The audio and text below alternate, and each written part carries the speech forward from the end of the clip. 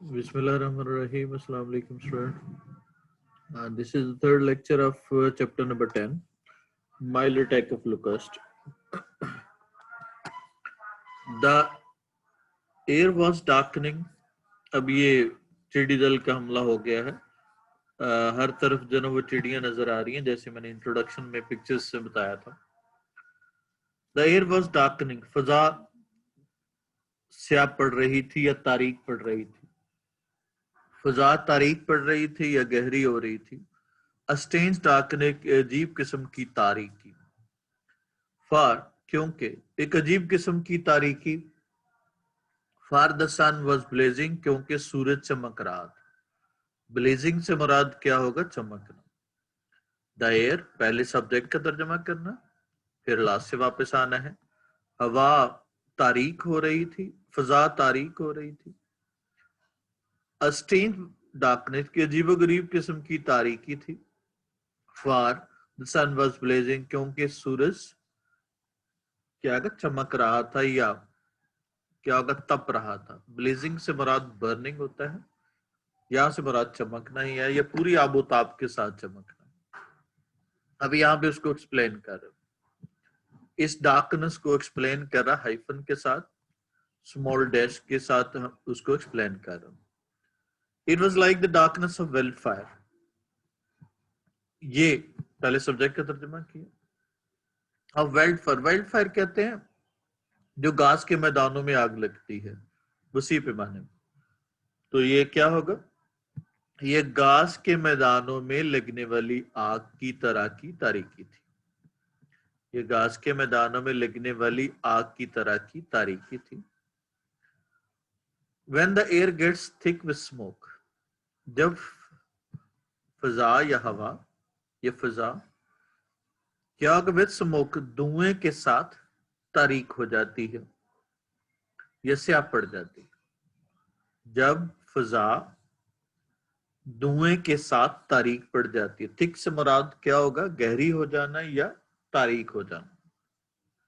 यानी जिस तरह से घास के मैदानों में आग लगे तो बड़े वसी पैमाने पे लगती है, जो जंगलों वगैरह में लगती है, तो उसके नतीजे में एक बड़े एरिया पे धुआं छा जाता है और उसका नतीजा क्या होता है कि पूरी फजा में धुआं ही धुआं हो जाता है, धुएं से भर जाती है. तो उसी सिचुएशन को बयान कर ये क्या होगा? ये घास के मैदानों में लगने वाली आग की तरह की तारीकी थी. क्या होगा? जब फिजा क्या होगा? धुएं के साथ तारीक पड़ जाती है. अब ये चूंकि रूटीन में होता है तो इसलिए कौन सा टेंस इस्तेमाल किया? Present indefinite. The sunlight comes down distorted. सूरज की रोशनी कम्स डाउन आती है, डिस्टॉर्टेड क्या होगा? मसख होकर, यानी असल शक्ल में ना आना, या थोड़ी थोड़ी भी कह सकते हैं.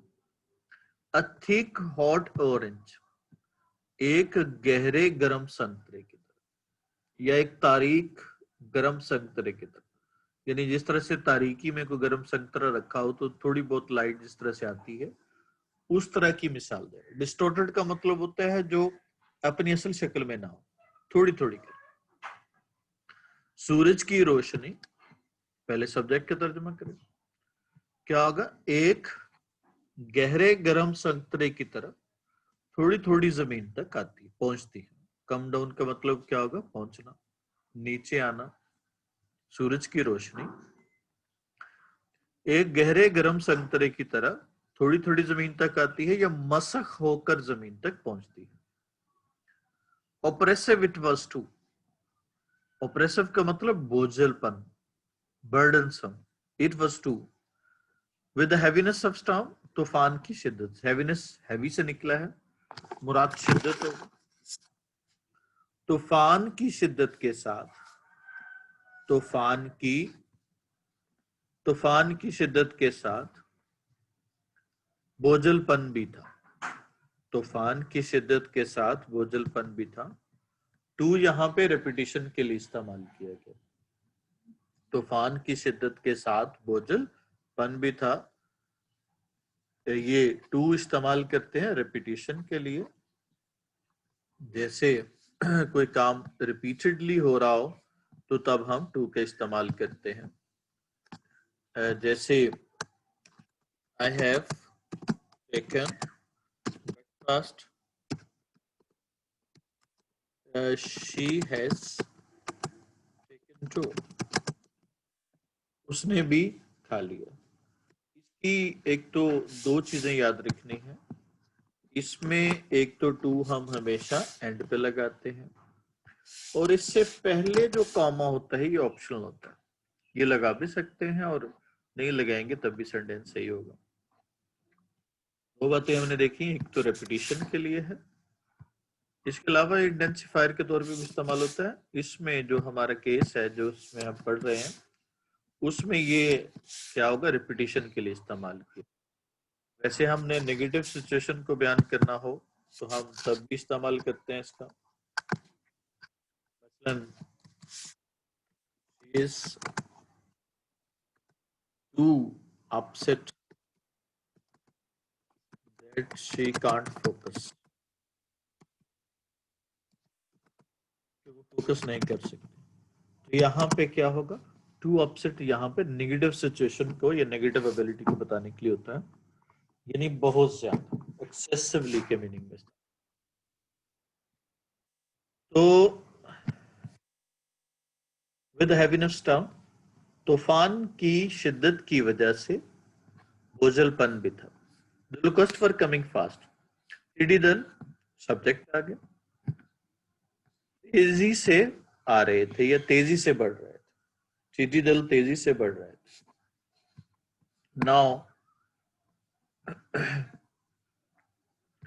now half the sky was dark, अब क्या होगा, half the sky darkened, अब आधा आसमान तारीख पड़ गया था।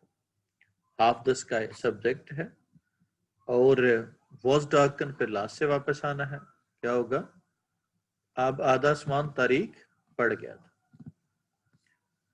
बिहाइंड, अब पहले शुरू में आ गए, नाउ के बाद half the sky was dark, आधा आसमान तारीख पड़ गया था।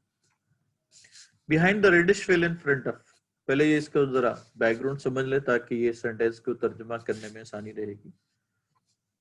सामने जो टिड्डी दल आ रहे थे वो थोड़े थे, यानी कि जिस तरह से आगे जो आपके कभी शहद की मक्खियां एक जगह से दूसरी जगह जाते हुए देखी हूं, तो उसमें क्या होता है कि जो आगे वाली मक्खियां होती हैं वो थोड़ी होती हैं, पीछे जो है वो मेन उनका स्वाम होता है, और उससे पीछे भी थोड़ी थोड़ी आ रही थी। कुछ ऐसी भी होती है जो बेचारी सुस्त होती हैं वो पीछे हैं, जो उनकी एक्टिव मक्खियां हैं वो आगे होती हैं, और जो दरमियान में है वो मेन लश्कर होता है, उसका स्वाम होता है।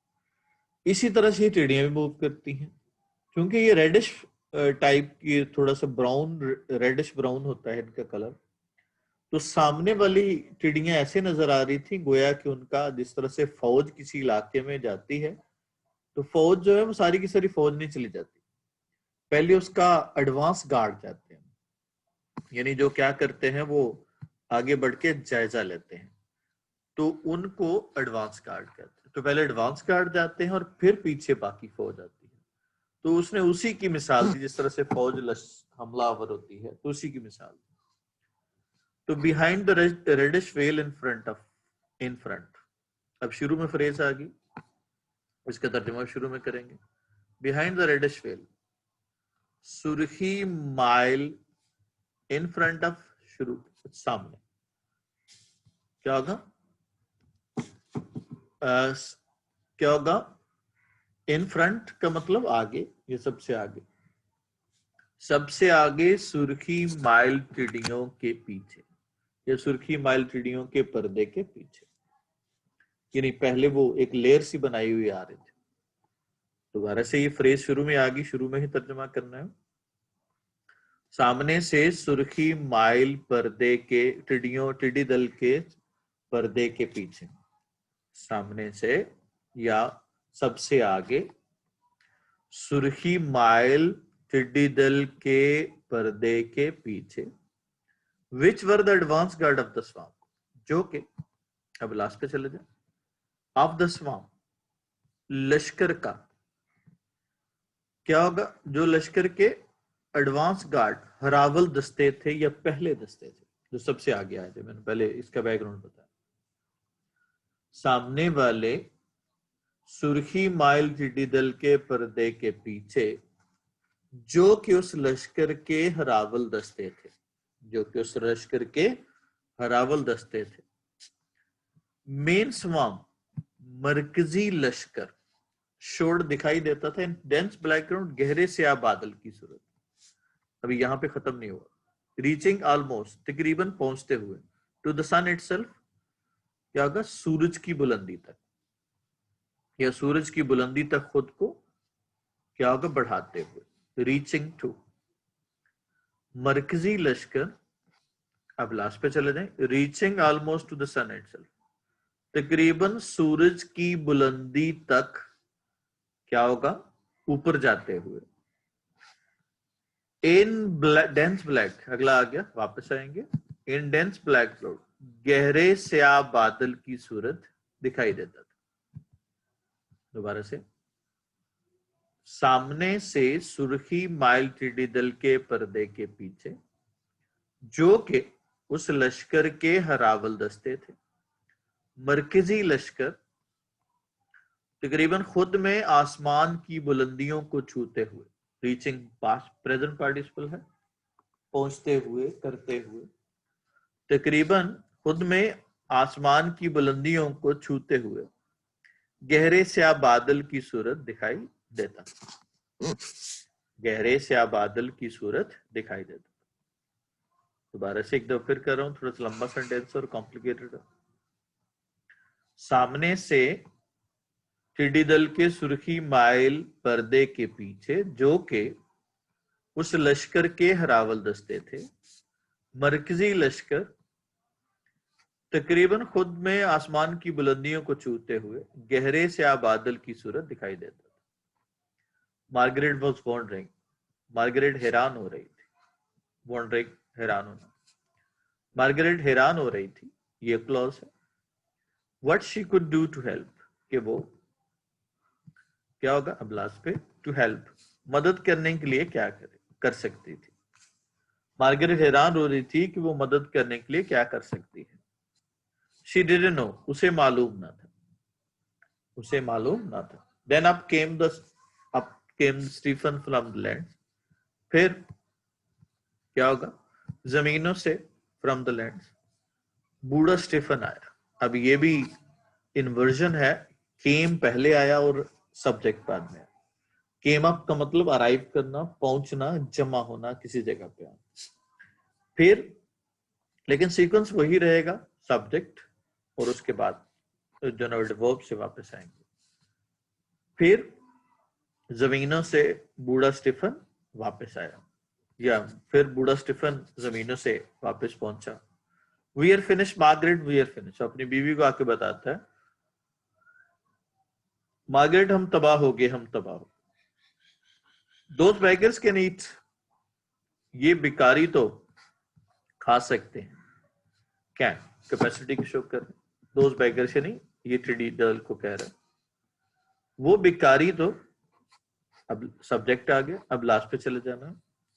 अब ये दो क्लोजेस हैं, each leaf and blade of the farm in half an hour. क्या होगा, बल्कि क्लॉज एक ही है, टू ईट, और क्या होगा, बल्कि इसके साथ दो फ्रेजेस इस्तेमाल हुई हैं। वो भिखारी यानी टिड्डी दल, ब्रैकेट में टिड्डी दल लिखना है, वो भिखारी यानी टिड्डी दल इन हाफ एन आवर, आधे घंटे में, ऑफ द फार्म, खेत की, eat every leaf and blade of, क्या होगा, ईट ऑफ, ईट के साथ प्रपोजिशन लगा है ऑफ, और ईट ऑफ का मतलब सफाया कर देना। वो भिखारी यानी टिड्डी दल आधे घंटे में खेत की क्या होगा, तिनके, हर पत्ते और तिनके को का सफाया कर सकते हैं। यानी ईट ऑफ का मतलब होता है इस तरह से खाना तो बिल्कुल सफाया हो जाए, उसको हम कहते हैं ईट ऑफ कहते हैं। वो भिखारी यानी टिड्डियां आधे घंटे में खेत के हर पत्ते और तिनके का सफाया कर सकते हैं। And it is early afternoon, और ये अभी तो दोपहर की इब्तदा है। ये अभी तो क्या होगा, अभी तो अर्ली आफ्टरनून दोपहर की इब्तदा है, अभी तो महज दोपहर की इब्तदा है। And if we can make enough smoke, और हम काफी सारा धुआं पैदा कर सके, अगर हम सब्जेक्ट क्या होगा, अगर हम काफी सारा धुआं मेक एनफ स्मोक, काफी सारा धुआं पैदा कर सके, मेक एनफ नॉइज, काफी सारा शोर मचा सके। अब ये एनफ को पहले लगाया क्योंकि ये दोनों एडजेक्टिव है, नाउन के साथ इस्तेमाल हो तो ये एडजेक्टिव होते हैं, पहले लगाते हैं। अगर हम काफी सारा धुआं और काफी सारा शोर मचा सके, till the sun goes down, सूरज के गुरूब होने तक, जब तक कि सूरज गुरूब ना हो। अगर हम काफी सारा धुआं पैदा कर सके और काफी सारा शोर मचा सके जब तक कि सूरज गुरूब ना हो जाए। देल, अब इफ के बाद जन्म क्या यूज किया, कॉमा इस्तेमाल किया। तो ये कॉम्प्लेक्स सेंटेंसेस है। कॉम्प्लेक्स सेंटेंसेस में कोऑर्डिनेट क्लॉजेस भी होती हैं और सबऑर्डिनेट क्लॉजेस भी होती हैं। मेन क्लॉज इसकी सबऑर्डिनेट है, इफ के साथ है, और दे सेटल, और आगे कोऑर्डिनेट कंजंक्शन है, make enough noise till the sun goes down, ये भी आ गया। Make enough noise and make enough smoke, ये कोऑर्डिनेट कर रही है। तो इसमें मल्टीपल क्लॉजेस हैं। अगर हम काफी सारा धुआं पैदा कर सके और काफी सारा शोर मचा सके जब तक कि सूरज गुरूब ना हो जाए, they'll settle on somewhere else perhaps, वो शायद क्या होगा, somewhere else, किसी और जगह ठहर जाए। वो शायद किसी और जगह ठहर जाए। सेटल का मतलब होता है मुस्तकिल तौर पर रहाइश इख्तियार करने को क्या कहते हैं, सेटल कहते हैं। अगर आप वहां पे थोड़ी देर के लिए करते हैं तो ये स्टे होगा, और अगर वहां पे आप सुकूनत इख्तियार करते हैं तो वहां पे उसके लिए सेटल होगा। अगर हम काफी सारा धुआं पैदा कर सके और काफी शोर मचा सके जब तक सूरज गुरूब ना हो जाए, तो वो शायद इसकी बजाय कहीं और ठहर जाए। परहैप्स को हम शुरू में लगाते हैं, बाद में इस्तेमाल नहीं होगा, ये इसकी पोजीशन गलत है। And then get the kettle going, और फिर चूल्हे को ऐसे ही चलने दो। केटल से मुराद यहाँ पे केटल जो जिसमें चाय बनाते हैं, तो यहाँ से मुराद केटल से मुराद ये स्निग्धोषे, यानी छोटी चीज जब बड़ी चीज को दिखा रही होती है तो उसको हम कहते हैं स्निग्धोषे कहते हैं। यानी केटल से मुराद यहाँ पे खाने पीने की चीजें हैं। और क्या होगा, और ऐसे ही चूल्हा चलने दो, इट इज थर्स्टी वर्क, और चूल्हे को ऐसे ही चलने दो, इट इज थर्स्टी वर्क, ये प्यास दिलाने वाला काम, ये प्यास दिलाने वाला काम है। लेट्स सी, इसमें हमने जो सवाल हमें पता चले कि वो क्या कंडीशन थी उसकी, उसकी या किस तरह से वो अटैक करते हैं, वो टीडी चलो हमें इस पैराग्राफ में पढ़ा। हम जरा सेंटेंस देखिएगा। I couldn't attend on the patient, for I was busy with the examination. जब ये for because के इस्तेमाल करते हैं कोऑर्डिनेट कंजंक्शन का, तो उससे पहले कॉमा लगाते हैं। The guest ate of all the food, अब all the food खत्म कर दिया तो इसका मतलब क्या होगा, जिसको हम क्या कहते हैं, ate away नहीं होगा, फिर ate off होगा, यानी कि बिल्कुल सफाया कर देना। Let's see, move to the next. क्या खबर लेके आया जी ओल्ड स्टीफन? टेल पे सवाल करें, कौन टेल कर रहा है, ओल्ड स्टीफन कर रहा। पास्ट में सवाल पूछा गया तो सेकंड फॉर्म लगानी है। Old Stephen told her that ruined crops completely, किसने कंप्लीट किया है, रियोन कर दिया है, द लोकस्ट। अब चूंकि जब पास्ट में बताया तो रियोन क्रॉप्स उससे पहले हो चुकी है, तो जो काम पहले हो चुका हो परफेक्ट टेंस में लगाते। तो क्या बनेगा? Old Stephen told her that the locust had ruined the crops complete. और क्या होगा? ate every leaf and blade, they had eaten। और क्या होगा? they had eaten every leaf and blade of the crops। उसके बाद मजीद क्या कर रहे थे? वो चूंकि शोर उस वक्त मचा नहीं चुके, बल्कि उस वक्त भी कर रहे थे जिस वक्त वो बात कर रहे थे।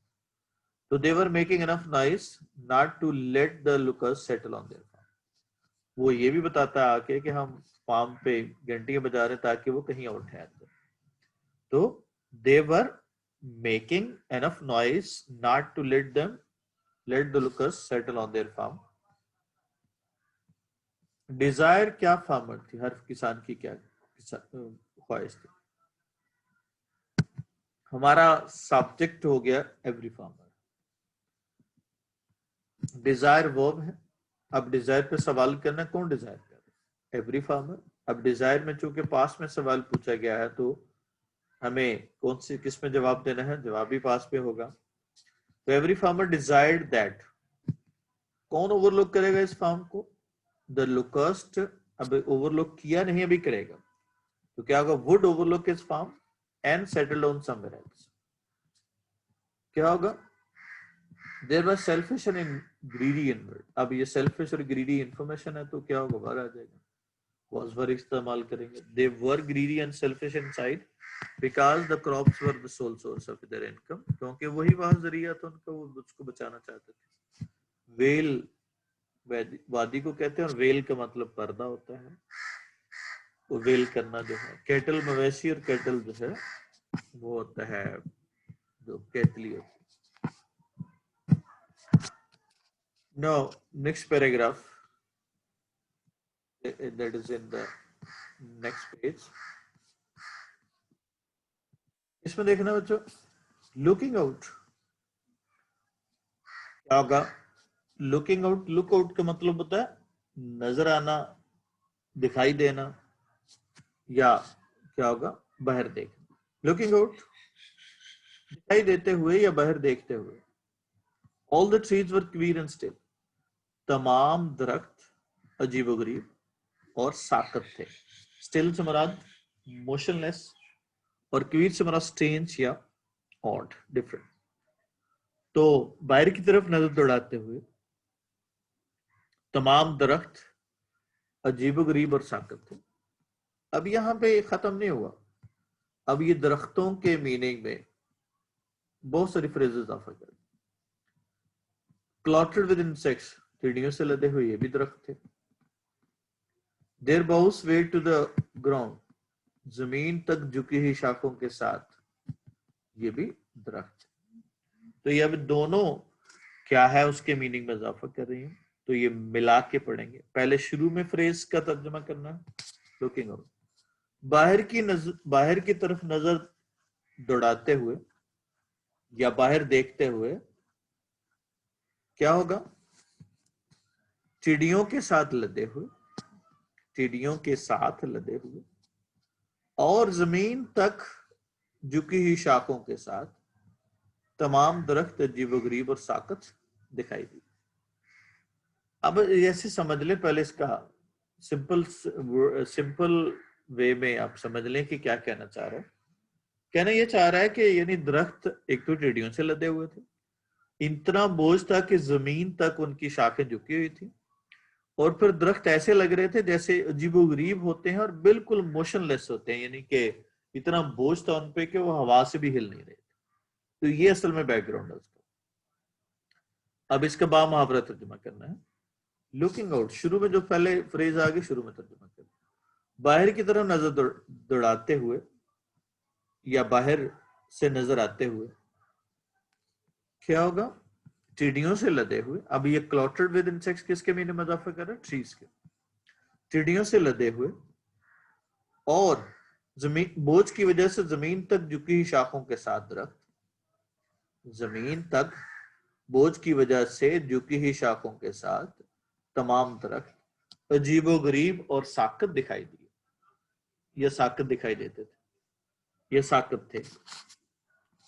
बाहर की तरफ नजर दौड़ाने पर या बाहर देखते हुए तमाम दरख्त, या क्या होगा, अब चूंकि इससे दरख्तों के मीनिंग में इजाफा कर रही है ये वाली दोनों फ्रेजेस, तो इसका दोनों का तर्जमा हम क्या करेंगे, उससे पहले करेंगे।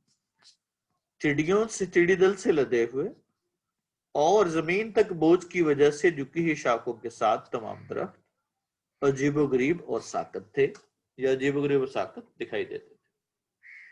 अब जो पहली फ्रेज है लुकिंग आउट, लुक आउट जो है वो इंसान करते हैं बाहर देखने, लेकिन यहाँ पे उसने किसके मीनिंग में इजाफा किया है, ऑल द ट्रीज से। तो जाहिर है ये मिसमैच्ड है, ये आपका कोऑर्डिनेट नहीं करता उसके साथ, कोऑर्डिनेट नहीं करता हमारे सब्जेक्ट के साथ या वो उस नाउन के साथ जिसके मीनिंग में इजाफा कर रहे हैं, तो इसलिए इसका इस्तेमाल यहाँ पे नहीं करेंगे। लुकिंग आउट के साथ कोई ना कोई नाउन होना चाहिए, जैसे लुकिंग आउट, मार्गरेट सॉ या Stephen saw all the trees green and still, इस तरह से हम कर सकते हैं।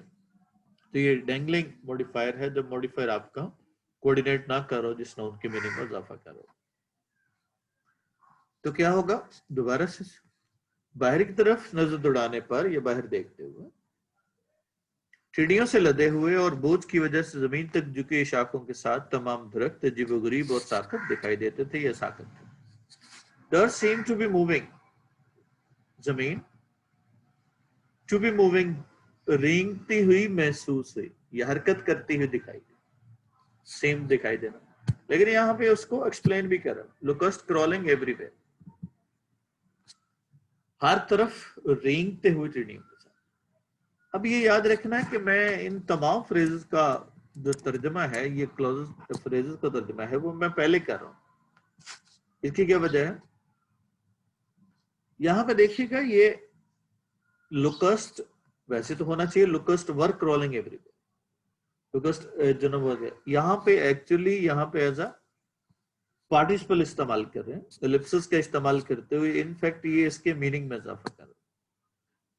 तो क्या होगा, हर तरफ रेंगते हुए टिड्डियां, यानी हर तरफ रेंग रही हैं टिड्डियां, तो जमीन क्या कर रही थी, वो ऐसे लग रहा था जैसे मूव कर रही है। हर तरफ रेंगते हुए टिड्डी दल के साथ जमीन क्या होगा, हरकत करती हुई दिखाई देती थी। हर तरफ रेंगते हुई टिड्डियों के साथ जमीन मुतहरक दिखाई देती थी या हरकत करती हुई दिखाई देती थी। She couldn't see the lands at all, वो जमीनों को बिल्कुल भी ना देख सकी। She couldn't see, सब्जेक्ट फिलहाल पे चले जाए, at all, वो हरगिज भी जमीनों को ना देख सकी। So thick was the swarm, लश्कर इस कदर घना था। So thick was, फिर ये इन्वर्जन इस्तेमाल की, स्वाम बाद में है, इन्वर्ट ऑक्सिलरी पहले है, तो तर्जुमा उसी तरह से करेंगे जो नॉर्मल सीक्वेंस होगा। लश्कर या टिड्डी दल का लश्कर इस कदर घना था, टिड्डी दल का लश्कर इस कदर घना था कि वो बिल्कुल भी जमीनों को ना देख सके। टिड्डी दल का लश्कर इस कदर घना था कि वो बिल्कुल भी जमीनों को ना देख सके। टुवर्ड्स द माउंटेन, पहाड़ों की तरफ देखना, it was looking into the driving rain, बरसती हुई बारिश में देखने की तरह। टुवर्ड्स द माउंटेन, इसके बाद कॉमा लगाना है, ये फ्रेज आ गई, शुरू में तर्जमा कर दिया, पहाड़ों की तरफ देखना, it was looking into the driving rain, ये ड्राइविंग रेन बरसती हुई बारिश में देखने के मुतरादिफ, पहाड़ों की तरफ देखना बरसती हुई बारिश में देखने की तरह था या देखने के मुतरादिफ। इवन एज शी वॉच्ड, हत्ता कि जब उसने देखा, हत्ता कि जब उसने देखा, the sun was blotted out, सूरज, ब्लॉटेड आउट का मतलब होता मध्यम पड़ता, with fresh unrest them, fresh का मतलब ताजा, ऑनरेस्ट का मतलब अटैक या फ्लो, यानी जो आना है उनका, यानी ये लगार कह सकते हैं उसको, ऑफ देम, उनकी। तो सूरज क्या होगा, हत्ता कि जब उसने देखा, ये आपके बन गया, हत्ता कि जब उसने देखा, सूरज, अब लास्ट पे चले जाए, with a fresh onrush of them, उनकी ताजा यलगार से, सूरज उनकी ताजा यलगार से ब्लॉटेड आउट, मध्यम पड़ गया। क्या हत्ता कि जब उसने देखा तो उनके क्या होगा, ताजा यलगार से सूरज की रोशनी मध्यम पड़ गई थी या सूरज मध्यम पड़ गया था। इट वॉज हाफ नाइट, ये हाफ नाइट आधी रात का समा था, ये आधी रात का समा था। अब परवर्टेड ब्लैकनेस, एक अजीबोगरीब किस्म की तारीकी। परवर्टेड का मतलब होता है जो शक्ल बिगड़ जाए उसको हम कहते हैं डिस्टॉर्टेड, डिफॉर्म्ड, क्या होगा, डिशेप्ड। एक अजीबोगरीब किस्म की या मसख हुई तारीकी की तरह या बिगड़ी हुई तारीकी की तरह एक आधी रात का समा। अब ये हाफ नाइट को एक्सप्लेन कर रहे हैं। नाउन इन अपोजिशन हमने जैसे पढ़ा था कि जब किसी नाउन को क्या करना हो, एक्सप्लेन करना हो, तो दूसरा भी उसको कॉमा लगा के नाउन इस्तेमाल करते। तो इस तरह से क्या होगा, एक अजीबोगरीब किस्म की तारीकी या एक बिगड़ी हुई तारीकी की तरह से क्या होगा, आधी रात का समा था। एक बिगड़ी हुई तारीकी की तरह आधी रात का समा था। Then came a sharp crack from the bush, फिर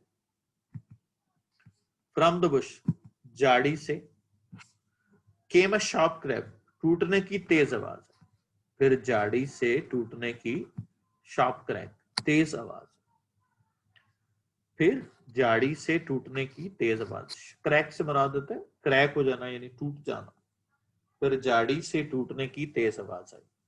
अ ब्रांच हैड स्नैप्ड ऑफ, एक दरख्त की शाख उतर गई थी, दरख्त की एक शाख उतर गई थी। देन अनदर, फिर एक दूसरी, दरख्त की एक शाख उतर गई थी, फिर दूसरी। A tree down the slope, एक दरख्त डाउन द स्लोप, ढलवान की सूरत, क्या होगा, लीन्ड ओवर, झुका, एंड सेटल्ड, और जोरदार तरीके से जा गिरा, टू द ग्राउंड, जमीन पर।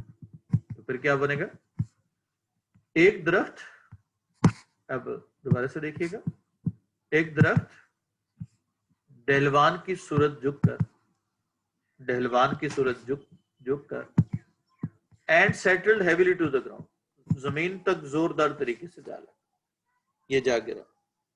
एक दरख्त ढलवान की सूरत, यानी पहले थोड़ा सा गिरा, लीन हो गया, बेंट हो गया, फिर जाके धड़ाम से वो गिरा। एक दरख्त ढलवान की सूरत क्या होगा, झुका और जमीन पर जा लगा। Through the hails of insects, hail कहते हैं ओले पड़ने को, यानी कि बहुत ज्यादा एक्सेसिवली कोई चीज हो तो उसको हम कहते हैं हेल। टिड्डी दल की बारिश में से, लगाना फ्रेज है, टिड्डी दल की बारिश में से, अ मैन केम रनिंग, एक आदमी भागता हुआ है। टिड्डी दल की बारिश में से एक आदमी भागता हुआ, जो हम पहले पढ़ा था। अब जो स्ट्रक्चर सारे पढ़े हैं हमने उसको देखते हैं जरा। She looks out her parents in their old age. अब ये लुक आफ्टर होता है देखभाल करना, लुक आउट वैसे देखना, बाहर देखना। Police is looking for a missing child, क्योंकि तलाश करना, लुक फॉर का मतलब तलाश करना होता है। उसके बाद अब यहाँ पे देखें, she could understand the Spanish spoken by our visitors from Madrid easily. अब चूंकि इजीली क्या है, स्पोकन है, ये इजीली अंडरस्टैंड है, तो ये अंडरस्टैंड के मीनिंग में इजाफा कर रहा है, तो जिसके मीनिंग में इजाफा करे को मॉडिफायर उसके साथ लगा दे। Ali has nearly annoyed every member he has worked for. अब ये nearly annoyed किया है या nearly every member को किया, तो every member है तो उसके साथ आ जाएगा। By accident he posed the little girl with his finger in his eye. अब in his eye क्या है, with his finger है या with his eye क्या है, वो पोक किया है, तो ये पोक किया तो उसके साथ आ जाएगा। After wedding, Ali told us his stag party that he would start behaving responsibly. After wedding बताया उसने।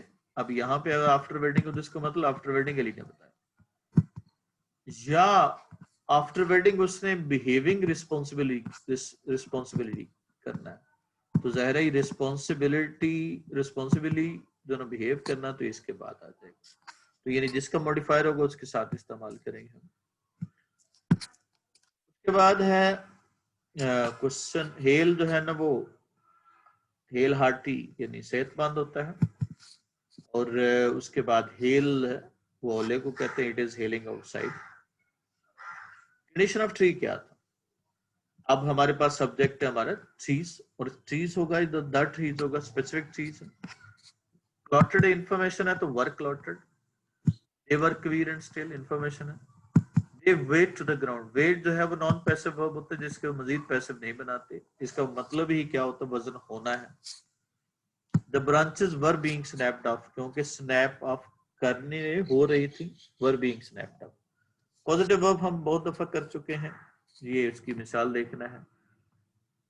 इसमें दो तरह के स्ट्रक्चर आपने देखने हैं।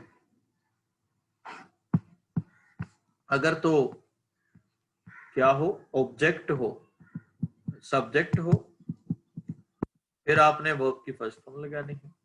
अगर ऑब्जेक्ट हो तो फिर आपने थर्ड फॉर्म लगानी है। यानी दो तरह के स्ट्रक्चर हम इस्तेमाल करते हैं इसमें।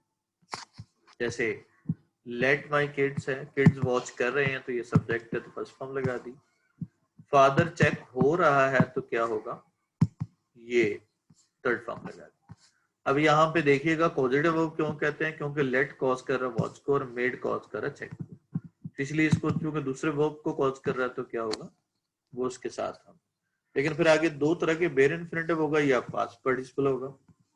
अगर सब्जेक्ट है यानी कि उसका करने वाला मौजूद है, एजेंट मौजूद है, तो फिर फर्स्ट फॉर्म लगाएंगे, और अगर ऑब्जेक्ट मौजूद है थर्ड फॉर्म लगाएंगे। We have discussed it many times. इसी तरह से ये है, ये हमने किए हैं, जरा ये करेक्शन देख लीजिएगा। I had the oil in my car. अब चूंकि ऑयल को चेंज, ऑयल ने चेंज करना नहीं, चेंज होना है तो चेंज हो जाएगा। अब हाउस है तो पेंटेड कर नहीं रहा, पेंटेड हो रहा है, रीपेंटेड होगा। डॉक्टर को लाया ट्रीट उसे करने के लिए, तो डॉक्टर ट्रीट कर रहा है तो फर्स्ट फॉर्म आ जाएगी। गेट माई हेयर है तो कट हो रहे हैं तो कट ही आएगा। इसकी चूंकि तीनों फॉर्म सेम होती है इसलिए पता नहीं चलेगा, सेम रहेगा कट, लेकिन होगी वो third form. That was all about today's lecture. Have a nice time. See you. Allah Hafiz.